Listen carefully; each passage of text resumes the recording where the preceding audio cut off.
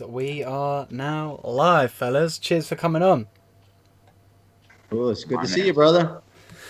How's things your end, Paulie? Good. Good, man. Staying busy. I got a couple of guys fighting this weekend. Amateur fight, guy fighting for the title. Then I got one of my guys fighting his first pro fight. So I love building these guys up from the ground. You know, me and the other coaches, and just seeing them be successful, man, makes me feel great. So I'm stoked Sweet. for those guys. Sweet. So, Paulie, viewers obviously know all about you from previous episodes coming on, which I always love having you on, man. Full of knowledge. But today we're here with one of your guys, Jordan Young. So, Jordan, for those that don't know who you are, tell them about yourself and background. And if they don't know, they need to get to know. Do you get what I'm saying? Most definitely. So pretty much, I'm a 23-year-old. I'm 9-0 currently, 4-0 in Bellator over the last year and a half, and I'm definitely gonna make waves in the sport of MMA, and definitely in some other areas of life too. So definitely keep an eye out for me. So, how did you get into MMA, and then how did you get signed for Bellator? Like, what's your story going up? Yeah, honestly, I was in high school. I was playing some other sports, nothing too serious. I was talented at football, and I was getting some looks. But honestly, as when I was like a sophomore, my mom had a connection in Las Vegas for like a furniture department in a vehicle. So I went out there for the summer, and I got some really good training in at a high level gym. It was Vanderlei Silva's gym at the time. There was some real good fighters there, and at the end of that summer, I just kind of realized that there was a avenue to make some money there for me. So I just stayed consistent growing up, and I turned pro, and that was in my hometown of Des Moines, Iowa, and I was able to build myself up and stay successful, and get to a point to where I was able to move out, and I was staying in like California and then Arizona a little bit, and then I ended up moving to South Florida, and once I got there, I ended up getting my first management, and they landed me in Bellator, and the rest is history from there. Man, that's sounds like a fairy tale. Do you know what I mean? Just like working your way up, getting through, landing the dream. Was there anything like ever mentally where you thought maybe you weren't going to make it, or sort of get to that top level and get signed, or did you kind of always know in yourself like this is what I'm? People use the word destiny, like destined for. Yeah, I knew I was gonna be a fighter. I never had no issues or like setbacks that had me questioning whether it was for me. Other than like starting out in the sport, the money is not the greatest. I've always done well, making sure I've been in a good position with promotions and with my numbers on my deals. But you know, of course, I could. There's more money to be made. You know what I mean? Especially when you're at the lower level. So there's always that. I'd say that has been the biggest challenge. It's just been, having to stay content at certain areas in your career when you want so much more. But I made it through that period, and yeah, that's how I feel about that. Pretty much now, everything's great, but I built it up to that. It's not by chance. So, Paulie, what's your views as on Jordan as a fighter, like coming up? What did you know what I mean? What are your Yeah, views on him? yeah. So Jordan, I've been in the game for a quarter of a century now. So Jordan is one of those guys that for sure stands out. Uh, he treats himself like a business, and I like that. I mean, he's a fighter. He looks at kind of all aspects of the game. You heard before we came on that he was out working at another gym. And I love it. I love when the guys go out and find and learn things. But you know, the guy sounded like a really good coach. Gave him some information, and Jordan learned it, videoed some drills, and he's going to bring it home and rep it. He understands the learning process. But one of his biggest strengths, I don't even know if I've talked to him about it, is his self-efficacy. There's a lot of research on self-efficacy, and self-efficacy is your belief in your ability to accomplish a task. And it's the biggest predictor of success across any field, that you believe in yourself. Um, I've had fighters that have been excellent fighters. They had mad skills. I mean, just amazing in the gym. But they had that doubt, right? But they might have been the best guy in the gym, but it didn't translate into the actual fight. Jordan knows he's the best. He knows that no matter how far he is behind on the cards, and he's never behind on the cards, he's finishing everybody. but he always knows that he'll win. When he steps into anywhere, like he knows he's the man, and for good reason. He'll spar for 10 rounds and not get hit one time with a significant punch. I mean, we're talking about the highest level pros here. So, man, this guy is the real deal, and I'm excited for him. But his belief in his ability is really what keeps him exceptional. So Jordan, where do you see yourself in sort of 1 to 2 years in the sort of the fight game? Are you always going to be with Bellator? Or are you ever planning to move over to the UFC world? Like, what's your sort of what have you You prepped for yourself? I always sit back and like to look at the whole scene and then plot my moves out.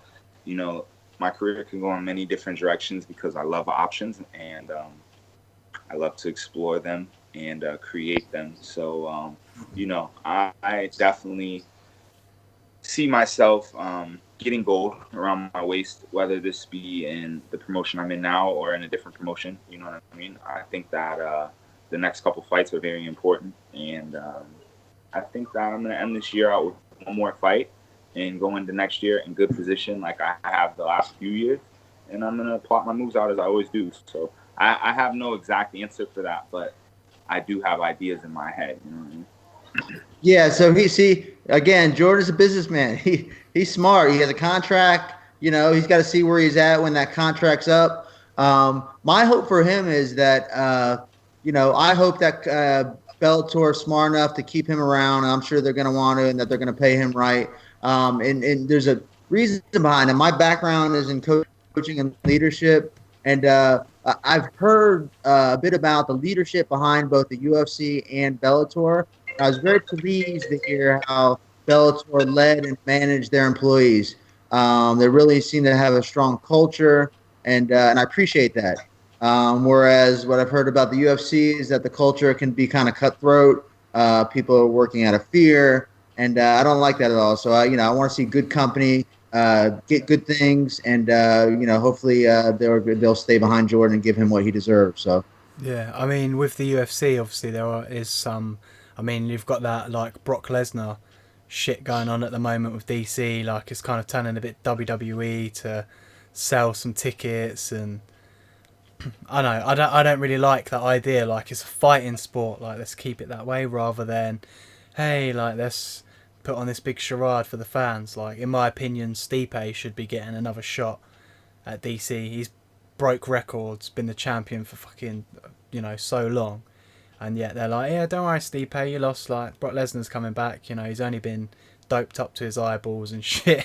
He's still banned, but hey, let's sell this fight. So um, the UFC is a bit shady sometimes, and maybe doesn't treat it favors certain people and so on. And that's just from me, from an outsider. I have no like inside knowledge, and I can see it clear as day that there's certain fighters and stuff that get favoured, whereas maybe Bellator's a little bit different with kind of that they respect the people that are going to bring in the money. You sell yourself. I don't really know the ins and outs of how it works there, but based on what I see, it seems a bit more of like a employee-friendly company, if that makes sense. Yeah. Yeah, it definitely seems like the axe gets swung down a lot less in Bellator. You know what I mean? People get beheaded in the UFC after shows. You know what I mean? Whether that be fighters or coaches, whatever the case may be, people get crucified. So I definitely know what you're saying right there. Mm. Yeah, When I when think, and I agree with you about the Brock Lesnar thing. Like, I mean, I like entertainment, but I look at promotions like the UFC. I mean, that should be like the NBA, the NFL, National Baseball League. It should be like the premier company in the sport, and that those kind of fights that they're talking about should be put on in other shows. So I think it compromises the integrity of MMA. It's mm, entertainment, it's fun, but not there. And to your point, like the wrong guys are getting the fights, right? Not the people that deserve it. And you want to see, for the integrity of MMA, you want to see the fighters that deserve to get a fight, get the fight. And if they want to make those crazy shows like in Pride, I used to love Pride, man. It was fun watching that stuff. Let that happen there, man. Let's see, I don't want to see the MMA, compromised in that way. yeah, I mean, it's strange because obviously it's a growing sport. Like, it's growing fans like every day around the world. It's it's a global sport, and that's because people want to see the best fighters fight each other who have earned it and built their way up, not, you know, say for example Jordan who won one fight and he's like, yeah man, I can sell tickets, I'm going for the title, and then, you know, he hasn't got, you know, no offense, like you might not have the quality and you're fighting the guy with the belt, you know, you haven't earned it, and everyone's like, what's going on here? And you're thinking, oh, they just want to make money, you know, and you think, and as a fan, for me, I'm like, well, kind of know the result, like what's the point in even purchasing the fucking circus show ticket? Do you know what I mean? Like the quality kind of goes amiss, that you're going to see the quality of the show, the sport, or wherever it kind of goes downhill. Yeah, it waters down, it trickles down for sure. But you know, every promotion has their problems. Something that I was gonna add in was that something I'm really impressed with Bellator is that they seem to be making a lot of moves at the right time. Like, you know, you got stuff going on with the UFC, uncertainty, different things going on, and then Bellator comes out and does I think it's a 10-man welterweight tournament. That's huge, you know what I mean? They already have the heavyweight tournament. These tournaments are big, you know what I mean? And then they're throwing like these big name fighters in, and then they got Ed Ruth in there, like a up and comer. So that's really exciting. I'm looking forward to, you know, those tournament matchups. So yeah, they got. I mean, they were in Italy now. You know, they're in the UK. You know, they're definitely making some smart moves, man. So I think they'll continue to build, and you know, they've been getting behind Jay, and again, you know, for good reason. You know, obviously somebody has a good eye. Scott Cooker's been in the business for a long time, so game recognizes game, and they recognize Jay's game, so that's good. So Jordan, when did you kind of know that you wanted to be an MMA fighter? Obviously, did you just come out and then you was like, right, gloves on, like let's go, or was there a stage in your life where you thought this sport's for me? You know, my mom is a big part of the reason why I'm not where I'm at, because when I was younger, she definitely was, when I like started messing around with MMA, she was already a fan of the sport, watching the fights, and she definitely pushed me to go in that direction. And you know, she supported me all the way throughout. So it made it easier to stick with that and not go get a job. You know what I mean? Not go do certain things and focus on just the game. So since I was like 16 years old, I haven't had a job. You know what I mean? The focus has been MMA. So I was training as a professional at 6, 7, and at 18. I'm able to go pro. I stayed amateur, I think, until 19, and then at 19 turned pro, and was already like truly a professional. No ifs, ands, or buts about which direction my career was going to go in. So I definitely knew as a teenager what I was going to do. But the support system around me is what's able to allow me to root myself in the sport and really put all my eggs in one basket, because I didn't go to college, or, you know, it was high school and then it was, all right, cool, now we in the gym, you know what I mean, with nothing in. So it's always been that way for me.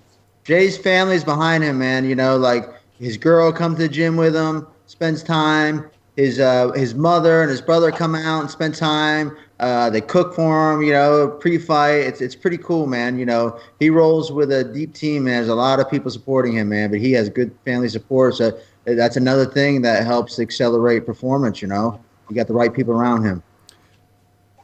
It's always a good thing to have, man. Is like, rather than people kind of feeding you negativity, like, man, you're not gonna make it here. Like, go work in fucking McDonald's, man. You need to start earning some money and paying some rent.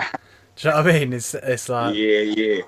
I think a lot of guys deal with that, especially when they're still in their hometown. You know what I mean? I burst out of the hometown like young, so there wasn't much anybody could say to me. And now I definitely turn a point in not just my career but my life. Now I've really let go of. I just don't care anymore. You know what I mean? I'm already successful, and it's only going to get better. And a lot of people aren't going to like what's going to happen, just because not everybody in life gravitates towards success and is motivated by it. Some people shy away from it and get, you know, negative towards it and see their own doubts.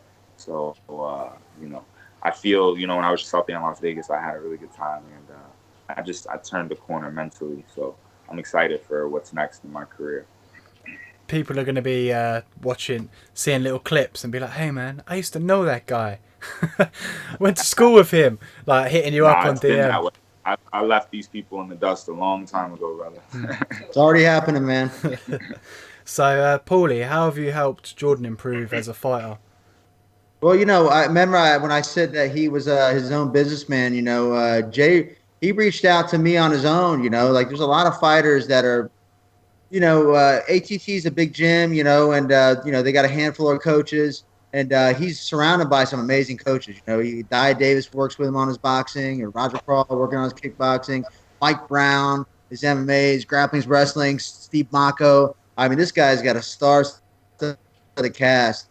And but it's over a year ago now. He reached out to me and said, hey, I heard some things about you. I'd like for you to work with me. So I know that a lot of guys are working with him in different areas. So I began working with him on what I call long range striking, trying to help him capitalize on his height and his reach.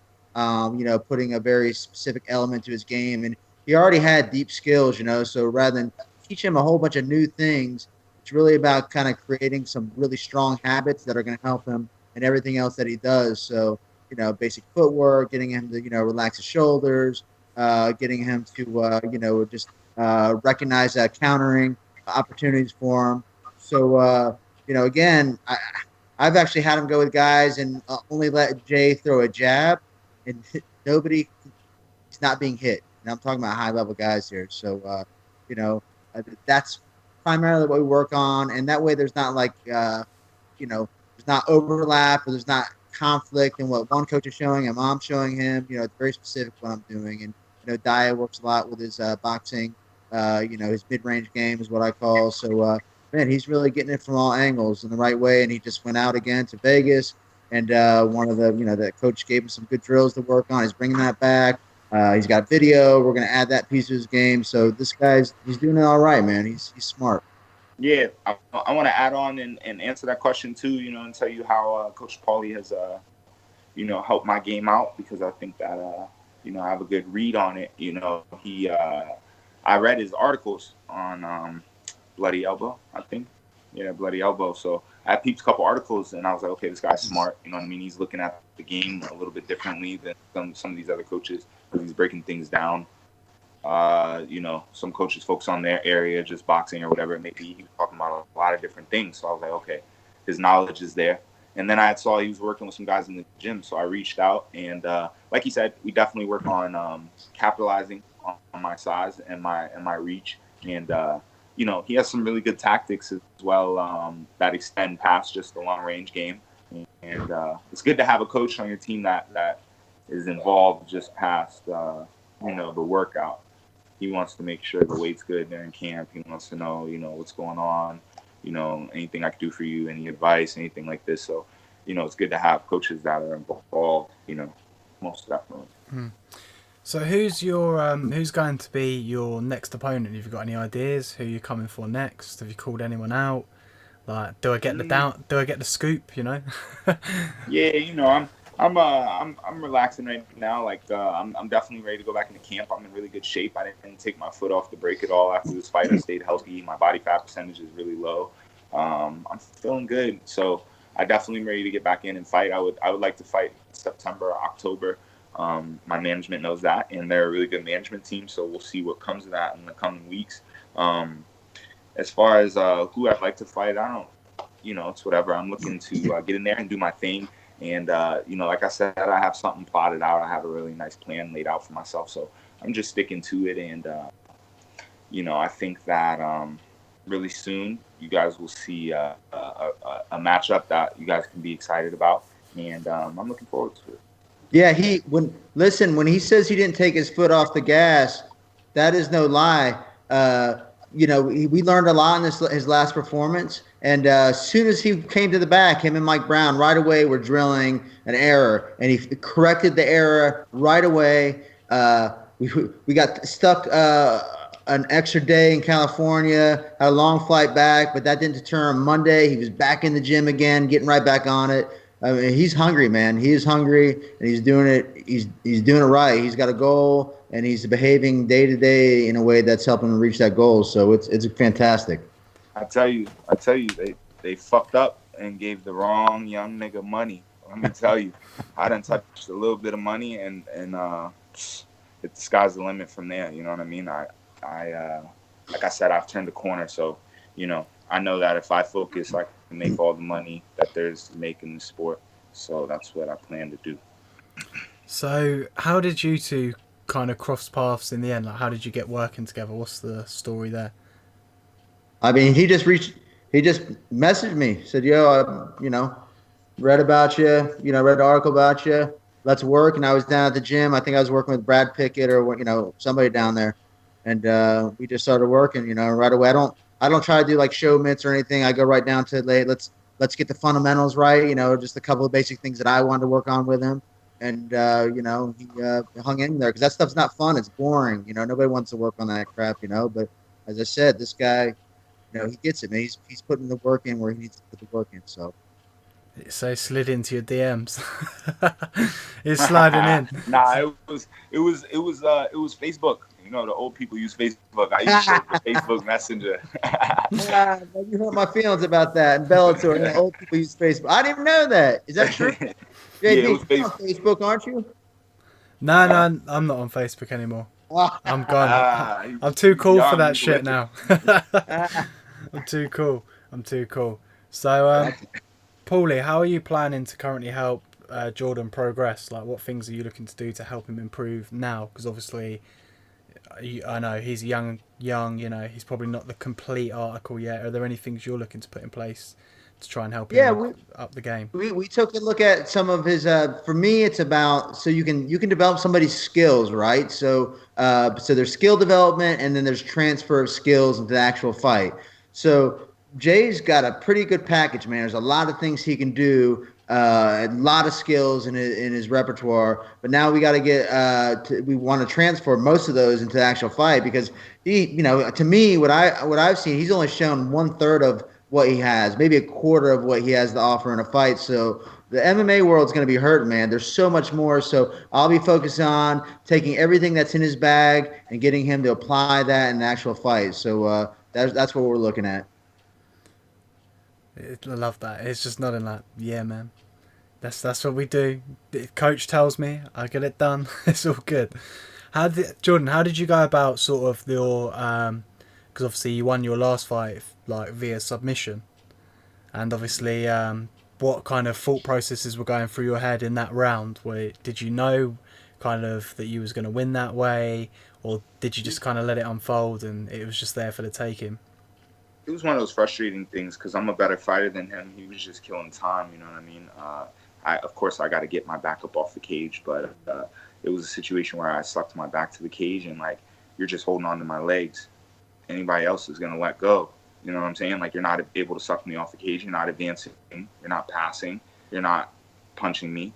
You didn't do a single thing. You didn't do any damage. So it was one of those things where I knew that he took me down once and then twice in the third round after he stalled me the whole second round. So then at that point, I know I'm behind. And it's one of those annoying things because I'm behind on bullshit, not like, you know what I mean? This guy's not beating my ass. You know what I'm saying? I walked out of that fight with not a single issue. It was like Not a mark. it was like sparring on the following Tuesday because I sparred the Tuesday after the fight. It was way tougher than that no, excuse me, I took a week. I was training, but I didn't spar that Tuesday. I took a week off sparring, and then I came back and sparred. And that sparring session that I had, the first sparring session back, was tougher than the fight for sure.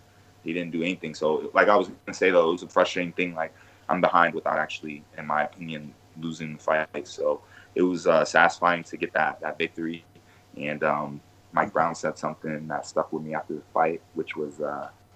I got the learning experience of a loss, you know what I mean, without taking a loss. My record is still undefeated, and, I'm blessed for that. And he also said winners, the real winners, the greatest fighters always find a way. And that's what you did. Yeah, most definitely, most definitely.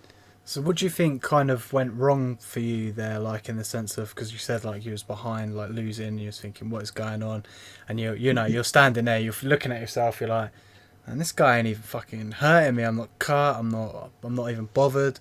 Was it just like getting going, switching on, or was it? It was cool. I won the first round effortlessly. I stopped all the takedowns. I didn't get touched. I was touching him up. Second round, he took me down. He landed one takedown in the second round. So total in the fight, he landed 3 takedowns.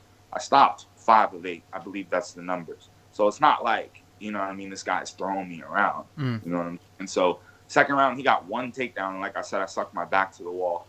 I feel there was other fights that got stood up at points in their fight. You know what I mean? My fight got left there on the cage. He didn't do any damage. If you go back and look, he literally was holding me. I threw more strikes than he did with the elbows and the short punches. So I think that a mistake I made was talking to the ref.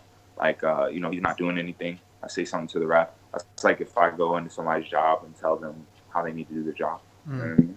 The ref kind of looked at me like, yeah, okay. So I felt I got left down there a little bit. And third round,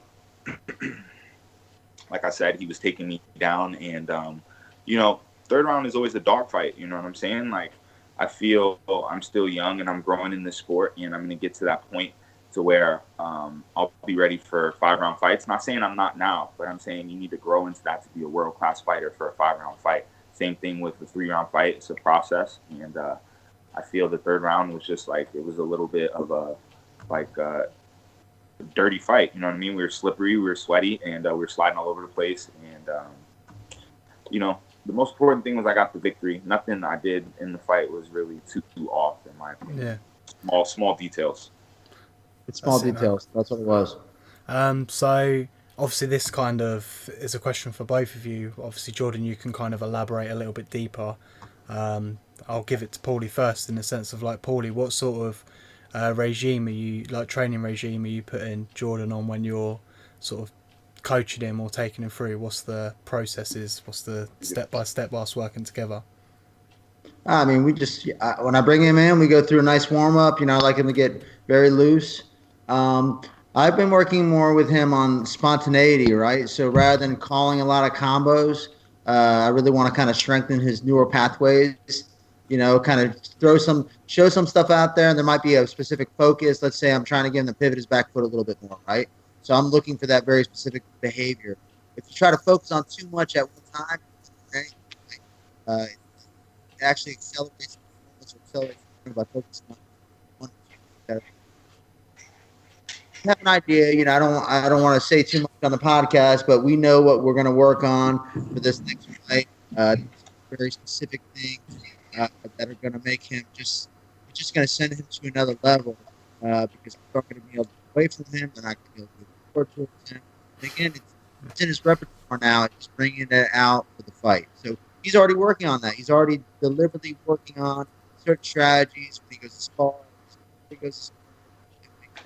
So whatever I work on with, I will have a ripple effect all the way to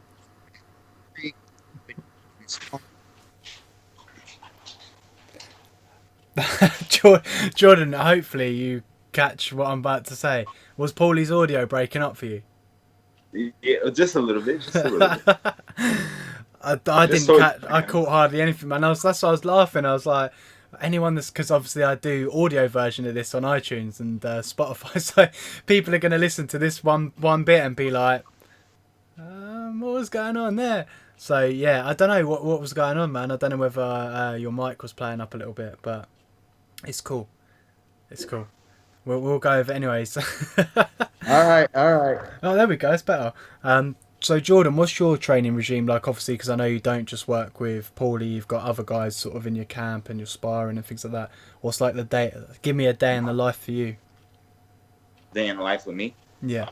So every day is different for sure. Because we have different aspects of the sport to work. But I wake up in the morning, I get in my routine, get going, get some coffee, get some breakfast, and I roll out to my first training session. Usually, if it's Monday through Friday, it's going to be a 2-session day. Always varying with what coach or what aspect. And, I don't know. I get a lot of work in. Like I said, every day is different, honestly. But when you're in camp, the days seem to be the same. It's gym, come home, play some Fortnite, relax. You know what I mean? My girl likes to cook for me. She cooks really good meals. I get the proper nutrition, go back to the gym. When I come home at night, I'm chilling, I'm relaxing. I smoke some weed and just kick back. I got my Flavor RX shirt on right here. You know what I mean? I use their products, whether it be CBD or THC. And every day is different. I can't even narrow it down for you. No, that's cool, man. That kind of leads to my my other question is, like, what's your take on, obviously, smoking cannabis, whilst turning up. Well, I don't know when you smoke it. Do you smoke it like before you go train? Sometimes, like, has it affected your performance in any way? Like, how does it help you? Has it not benefited you? Like, what's your take on it, man? I mean, honestly, like, you know, marijuana is something that I do for me. I've been having people message me on IG the last couple of days about smoking weed and about like the sport and how it goes together. And I tell people all the time, like, it's something that, you have to know your situation and move accordingly within your situation. You know what I mean? You can't, um, everybody's situation is different. So, but for me, I enjoy marijuana. I smoke marijuana, you know, whenever I feel I need it. And sometimes that can be before training, sometimes it's after training, morning, nighttime. It always varies and it's always different, but I definitely have it in my routine, and it helps me relax after these sessions. I feel also it helps you recover after your sparring, you know what I mean? I don't get hit often, but if you do take shots at all, you know what I mean, you want to recover those brain cells. And I believe that helps with that. Paulie, what's your sort of take on it? Do you have, are you anti? Are you for it? Are you fine with it? You're like cool, How do you I'm feel fine with towards it. it? I'm cool. Like you have to like know your fighters. What they bring to the game already. What keeps them calm. What's part of the lifestyle. So every fight is different. I have some fighters that smoke it, some that don't. I you know I personally think it's better than liquor and alcohol. I think that really has hurt and killed a lot of people. So drunk driving and bad stuff. So No fucks given. I love it. Absolutely love it. yeah, I mean, I don't personally, get involved with it, but Jay does his thing, man. So It would have been well awkward if Paulie had gone. To be honest, I fucking hate it. Like, I don't know why he does it. He needs to stop that shit. He turns up at the gym for sparring, boxing, punching. He's high as fuck. I'm like, what is going on with no, this he's dude? mellow, man. Jay's mellow, man. He's again, he comes in. I mean, he when he comes in, he's very focused. So very very focused. No matter what the situation is, it doesn't matter. Like, you know what I mean? Like I said, everybody's situation is different. I grew up different, you know what I mean? I started at a different age than what some people probably started at. So, for me, it's all business all the time. I'm a machine, you know what I mean? And well-oiled machines take different things to run, you feel? Hmm. So, you can catch me drinking 2 gallons of water a day, and I like to smoke weed. You know what I'm saying? And, outside of that, good nutrition, and that keeps Jordan Young, the machine, running. So, what's like your biggest motivator for achieving the top? Like, you doing it for yourself, for the money, like for your family, like, is it all those things? You know, uh, the game is a dirty game. You know what I'm saying? And I'm not saying like just the people in it or the business side of it. Just like the way it is, you can be doing really well and be up, and then it can go bad. So you know, I'm I'm somebody who fights because I believe that I was made for this. I believe that I'm one of the best fighters in the world. I believe I'll keep evolving into one of the best fighters in the world. Someday, the best fighter in the world. That'd be nice. I care about the pound for pound rankings more than I care about belts. Obviously, the belts help with that, but I'm just looking to do my thing. And obviously, this is prize fighting, not pride fighting. I don't, fight to show I'm the toughest guy. You know what I'm saying? Like, I know who I am, and you know, I'm in it for the money. Definitely, you know what I'm saying. I fight for the prize, and I love to do the business side. I love to be knowledgeable and learn about the numbers and how to put deals together and how to know how to uh, be in good position in these deals, not get stuck. Come back with a bad counter and not knowing what to do after somebody makes their moves. So No, man, cool. Well, what we'll do is we'll wrap it up. We've been going for roughly 35 minutes, 40 minutes, I think. So it'd be a good time to call it. Um, Both of you got 2 minutes each. Just advertise the shit out of yourselves and who you're sponsored by and whatever. Whoever wants to go first can go. Go ahead, Jay. yeah, most definitely. So I need to give a shout out to all my sponsors. Obviously, I got Flavor X on my shirt. They're a great company, for CBD and as well as THC if you're in the state of California or Nevada or somewhere where THC is recreational or medicinal. And also, I need to give a shout out to Joe Brammer and Lead Edge Gyms. That's in Des Moines, Iowa. If you're in Des Moines, Iowa, anywhere in the Des Moines area, that's the number one gym for fitness and MMA. I also need to give a shout out to 8 Man Strong. That's another company who supported me. I've been with them for a while. You see my coach has their hat on right there. They're a great, high quality brand that I believe is growing, obviously in the powerlifting and that community, but they're ever growing in the MMA community, and they're working with what I believe is the greatest group of MMA fighters. Like if you look at brands that sponsor fighters, I believe they have a really high level roster of fighters. They're sticking to a core group of guys instead of working with everybody like what a lot of people do. And I also need to get a shout out to the American Top Team, all of my coaches and all of my training partners. You know what I mean? That's such a long list.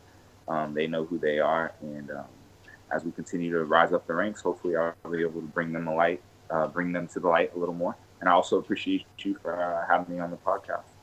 Appreciate you for coming on, brother. Paulie D, floor is yours. Paulie D, man, I got to come all the way over to England and smack you. You knew I'd get it in there. Follow me at Instagram, Dr. Paulie Gloves, Twitter, Dr. Paulie Gloves. If you're old, follow me on Facebook at Paulie Gloves.